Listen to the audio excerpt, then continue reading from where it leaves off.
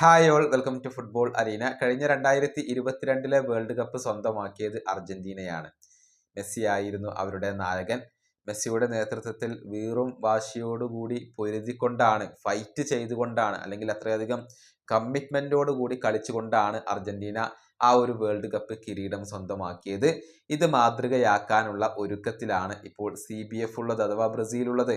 അതായത് നെയ്മറെ ക്യാപ്റ്റൻ ആക്കുക, എന്നിട്ട് നെയ്മറെ കേന്ദ്രീകരിച്ചുകൊണ്ട് ഒരു മികച്ച ടീമിനെ പടുത്തുയർത്തുക, എന്നിട്ട് വളരെയധികം ആത്മാർത്ഥതയോടുകൂടി കളിച്ചുകൊണ്ട്, അല്ലെങ്കിൽ മെസ്സിയും അർജന്റീനയും ഒക്കെ ചെയ്തതുപോലെ വളരെയധികം ഫൈറ്റ് ചെയ്തുകൊണ്ട്, പോരാട്ട വീര്യത്തോടു കൂടി കളിച്ചുകൊണ്ട് ആ ഒരു 2026 വേൾഡ് കപ്പ് സ്വന്തമാക്കുക എന്ന ഒരു ലക്ഷ്യത്തോടു കൂടിയാണ് CBF ഇപ്പോൾ പ്രവർത്തിക്കുന്നത് എന്നാണ് ബ്രസീലിയൻ മാധ്യമമായ R7 Esports റിപ്പോർട്ട് ചെയ്തിട്ടുള്ളത്.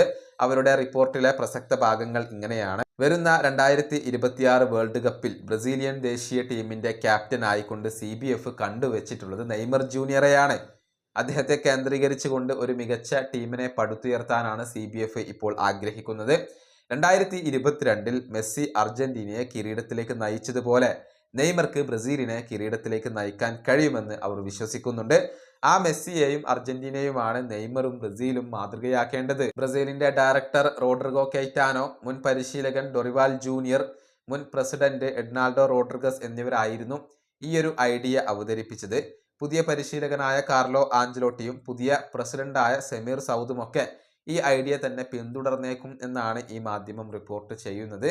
അതായത് അടുത്ത വേൾഡ് കപ്പിൽ നെയ്മറെ പൂർണ്ണ സജ്ജനായിക്കൊണ്ട് ലഭിക്കണം, എന്നിട്ട് അദ്ദേഹത്തെ ക്യാപ്റ്റൻ ആക്കണം, അദ്ദേഹം മുന്നിൽ നിന്ന് നയിക്കണം, അദ്ദേഹത്തിന് പിറകിൽ അദ്ദേഹത്തിന് വേണ്ടി പോരാടുന്ന, മികച്ച രൂപത്തിൽ കളിക്കുന്ന ഒരു മികച്ച ടീമിനെ പടുത്തുയർത്തണം. ഇതൊക്കെയാണ് CBFന്റെ ഇപ്പോഴത്തെ ലക്ഷ്യങ്ങൾ. ഈ വീഡിയോയുടെ അവസാനിപ്പിക്കുന്നു. അടുത്തൊരു വീഡിയോ കൊണ്ടും കാണാം.